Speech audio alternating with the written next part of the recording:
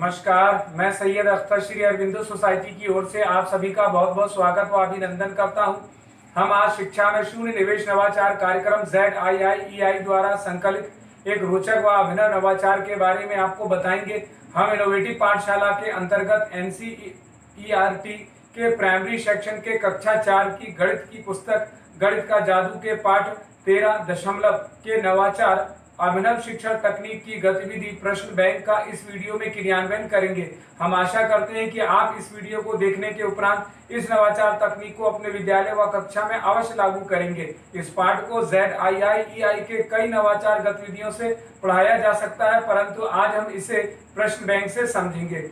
आइए पाठ का सार समझते हैं। प्रस्तुत पाठ दशमलव संख्या के परिचय एवं निरूपण की जानकारी पर आधारित है। इस नवाचार की नवीनता और उपयोगिता यह है कि छात्र अपने सहपाठियों के साथ मिलकर स्वयं ही कठिन परिश्रम से प्रश्न तैयार करते हैं, जिससे कि उनकी मौलिकता का पता चलता है और एक प्रश्न बैंक तैयार हो जाता है।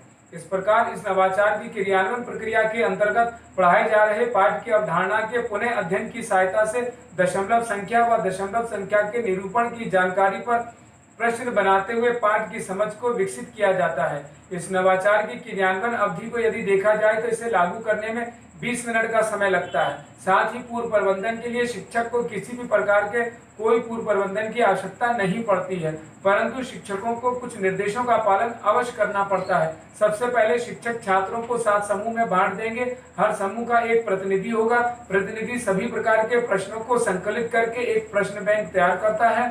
छात्र अति लघुत्तरीय, लघुत्तरीय और दीर्घ उत्तरीय प्रकार के प्रश्न तैयार करते हैं। सभी प्रश्नों की उत्तर कुंजी भी बना ली जाती है। समूह चाहे तो प्रश्नों की अदला बदली भी कर सकते हैं। अंत में छात्रों को प्रश्नों के उत्तर भी बताए जाते हैं, जिन्हें वे अपनी उत्तर पुस्तिका में लिख लेते हैं।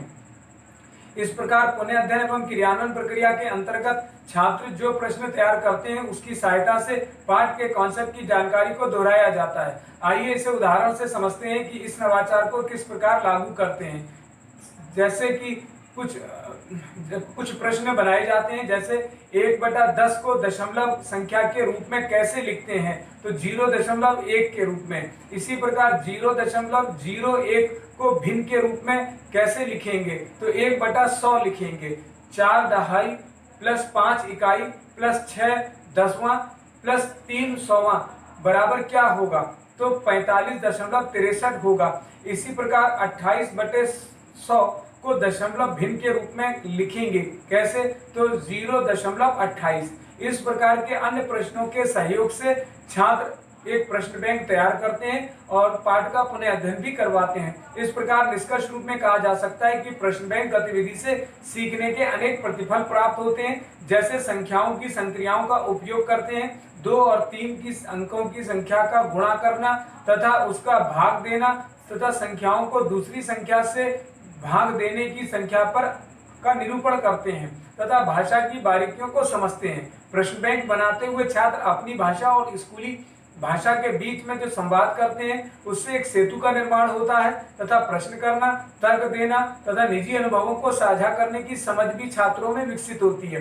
कही जा रही बात, कहानी, कविता इत्यादि को कहने की समझ भी छात्रों में विकसित होती है। इस प्रकार इस नवाचार से सभी छात्रों की भागीदारी सुनिश्चित होती है और सभी को समान अवसर प्राप्त होता है। इस नवाचार में PRT अनुपात का तो ध्यान रखा ही गया, साथ ही साथ NCF 2005 के उद्देश्यों को भी पूरा किया गया है। ये नवाचार विशेष आवश्यकता वाले बालकों के लिए भी उपयोगी है। तो इस पाठ को शिक्षक दशमलव के रूप में निर्धारित माह में ही पढ़ाते हैं। इस प्रकार इस नवाचार से छात्रों में गहन सोच के साथ आत्म जागरूकता, सर्जनात्मकता के साथ पारस्परिक संबंधों के जीवन कौशल मूल्य का विकास होता है। तो कहा जा सकता है कि यह नवाचार वास्तव में एक अभिनव नवाचार है।